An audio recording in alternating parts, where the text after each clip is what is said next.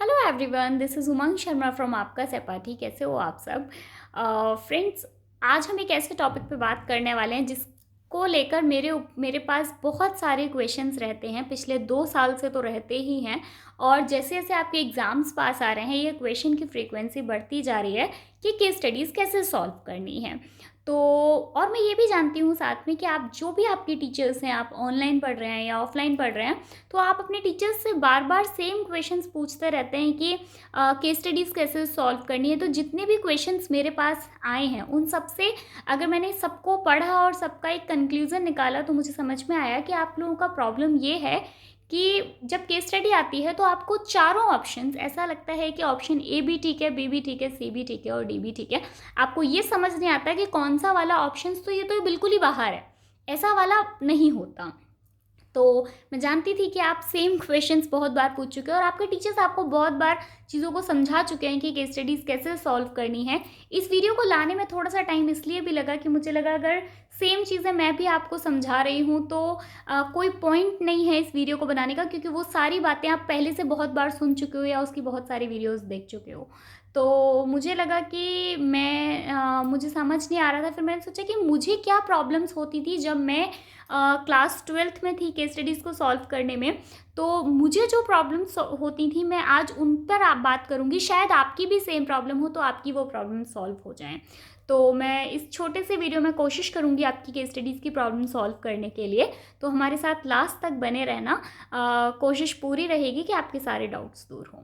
देखो, होता क्या है, पहली चीज़ अगर हम ओवरऑल बिजनेस स्टडीज़ के पेपर के बारे में बात करें तो आपको 3 सेक्शंस पेपर में देखने को मिलेंगे। सेक्शन ए, सेक्शन बी और सेक्शन सी।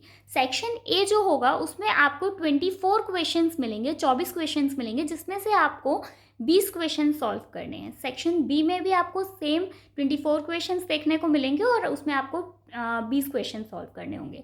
सेक्शन सी में आपको 12 क्वेश्चंस 12 क्वेश्चंस देखने को मिलेंगे, जिसमें से आपको 10 सॉल्व करने हैं। तो इसका मतलब ये हुआ कि आपको टोटल 20-20-10 ऐसे 50 क्वेश्चन सॉल्व करने होंगे। 60 में से 50 क्वेश्चन सॉल्व करने हैं। आपको टाइम मिल रहा है 90 मिनट्स का। तो अगर हम देखें 90 मिनट्स में आपको 50 क्वेश्चन सॉल्व करने हैं, तो अगर एक मोटा मोटा सा आइडिया लें तो लगभग 2 मिनट आपको मिल रहा है एक क्वेश्चन को सॉल्व करने के लिए। और आप जानते हैं, अगर आपने सैम्पल पेपर वगैरह, आप तो मतलब बिल्कुल टाइम है सॉल्व करने का, तो सॉल्व किए होंगे। 2 मिनट एक क्वेश्चन के लिए बहुत होता है। अब आप एक चीज़ देखिए, उन 50 क्वेश्चंस में से, 50 क्वेश्चंस में से काफ़ी क्वेश्चंस तो ऐसे होते हैं, कम कम से कम नहीं तो कम से कम, मतलब मैं minimum question number of questions की बात करूँ तो 15 क्वेश्चंस तो ऐसे होते हैं कि जिनको एक बार में देखकर आपको लग जाता है कि ओके, इसका आंसर ये वाला ठीक है। तो वो आपका मुश्किल से मुश्किल 4 या 5 सेकंड्स लेता है। उसके जो 2 मिनट में से 4-5 सेकंड्स निकाल दो तो बाकी का जो बचा हुआ टाइम है वो आप केस स्टडी में लगा सकते हो। तो टाइम का कोई प्रॉब्लम नहीं है, पहली चीज़। दूसरी चीज़ ये कि आपको अपने दिमाग से एक चीज़ निकालनी होगी कि होता क्या है। मेरे साथ क्या होता था, जब भी हम पेपर सॉल्व करने बैठते थे और मान लीजिए कि 4th या 5th क्वेश्चन केस स्टडी का दिया है और जब हम उस क्वेश्चन तक पहुंचते थे तो जैसे ही मुझे केस स्टडी दिखती थी तो पहले से एक डर मन में होता है कि उफ, केस स्टडी आ गई, ओ शिट, ये नहीं आनी चाहिए थी। आप अपने दिमाग में ये बात सेट करके जाओ कि केस स्टडी तो मिलेगी, पेपर में केस स्टडी हमें मिलेगी, तो उससे घबराना नहीं है, उससे डरना नहीं है। ये तो बहुत बेसिक सी छोटी छोटी 2 बातें हो गई, बट ये बात छोटी ज़रूर है, बट बहुत काम की बातें हैं।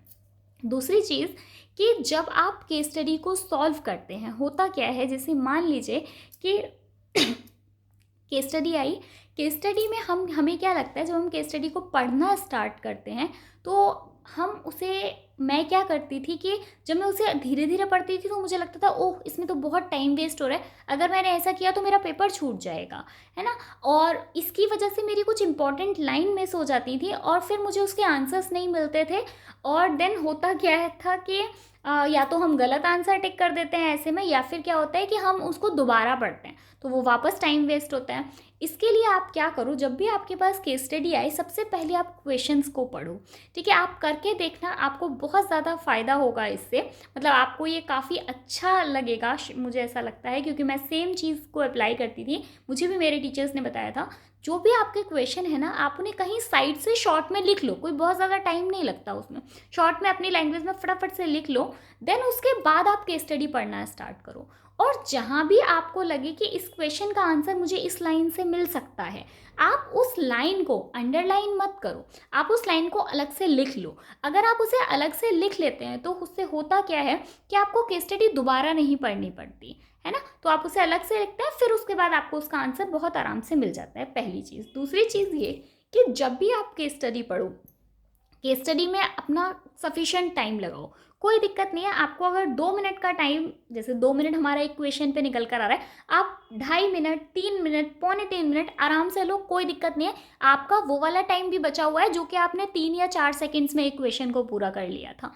अगर आप 2, 2, 2.5, 3 मिनट भी लेते हैं तो आप ये याद रखो कि उसमें आपका टाइम वेस्ट नहीं हो रहा है, वो क्वेश्चन आपका सही हो रहा है नीचे। तो जल्दबाजी में ये जो मेरे साथ ये प्रॉब्लम होती थी, मैं चाहती हूँ कि आप मेरे एक्सपीरियंस से ये बात समझें कि उसको पढ़ने में जो हम टाइम लगा रहे हैं ना, वो वेस्ट नहीं हो रहा है। वो क्या है, हम उसे यूज़ कर रहे हैं ताकि हमें एक स्टडी दोबारा ना पढ़नी पड़े, और जब हम दोबारा पढ़ते हैं तो बहुत ज़्यादा टाइम वेस्ट होता है।